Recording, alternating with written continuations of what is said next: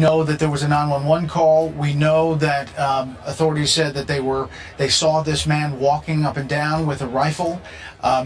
It's not clear yet whether he made the call, someone else made the call, but it is one person. There's the president. As all of you know now, this morning 3 law enforcement officers in Baton Rouge were killed in the line of duty. 3 others were wounded. One is still in critical condition. As of right now, we don't know the motive of the killer. We don't know whether the killer is set out to target police officers or whether he gunned them down as they responded to a call. Regardless of motive, the death of these 3 brave officers underscores the danger that police across the country confront every single day. And we as a nation have to be loud and clear that nothing justifies violence against law enforcement. Attacks on police are an attack on all of us and the rule of law that makes society possible. Now, earlier this afternoon, I spoke with Governor Edwards and Mayor Holden, and I offered them the full support of the federal government and reiterated my full support for law enforcement in Baton Rouge and for police officers across the country. I also spoke to the Attorney General. The FBI has already been on the scene, and through the work of all levels of government, justice will be done. Most of all, our hearts go out to the families who are grieving. Our prayers go out to the officer who's still fighting for his life. This has happened far too often, and I've spent a lot of time with law enforcement this past week. I'm surrounded by the best of the best every single day, and I know whenever this happens, wherever this happens, you feel it. Your families feel it. But what I want you to know today is the respect and the gratitude of the American people for everything that you do for us. And 5 days ago, I traveled to Dallas for the memorial service of the officers who were slain there. I said that killer would not be the last person who tries to make us turn on each other, nor will today's killer. It remains up to us to make sure that they fail. That decision is all of ours. The decision to make sure that our best selves are reflected across America, not our worst, that's up to us. We have our divisions, and they are not new.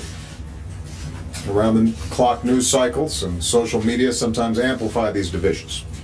And I know we're about to enter a couple of weeks of conventions where our political rhetoric tends to be more overheated than usual. And that is why it is so important that everyone, regardless of race or political party or profession, regardless of what organizations you are a part of, everyone right now focus on words and actions that can unite this country rather than divide it further. We don't need inflammatory rhetoric. We don't need careless accusations thrown around to score political points or to advance an agenda. We need to temper our words and open our hearts, all of us.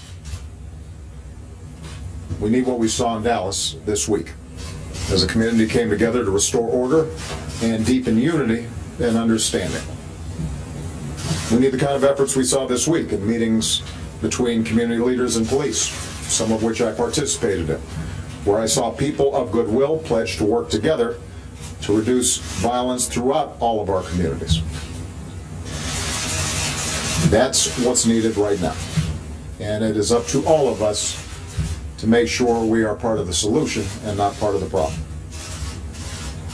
Now, someone once wrote, "A bullet need happen only once, but for peace to work, we need to be reminded of its existence again and again and again." My fellow Americans, only we can prove through words and through deeds that we will not be divided, and we're going to have to keep on doing it again and again and again. That's how this country gets united. That's how we bring people of goodwill together. Only we can prove that we have the grace and the character and the common humanity to end this kind of senseless violence, to reduce fear and mistrust within the American family, to set an example for our children. That's who we are, and that's who we always have the capacity to be. And that's the best way for us to honor the sacrifice of the brave police officers who were taken from us this morning. May God bless them and their families. May God bless the United States of America. Thank you very much. So the president not taking any questions. We see him leaving the briefing room just moments ago. He said law and order are what makes society possible.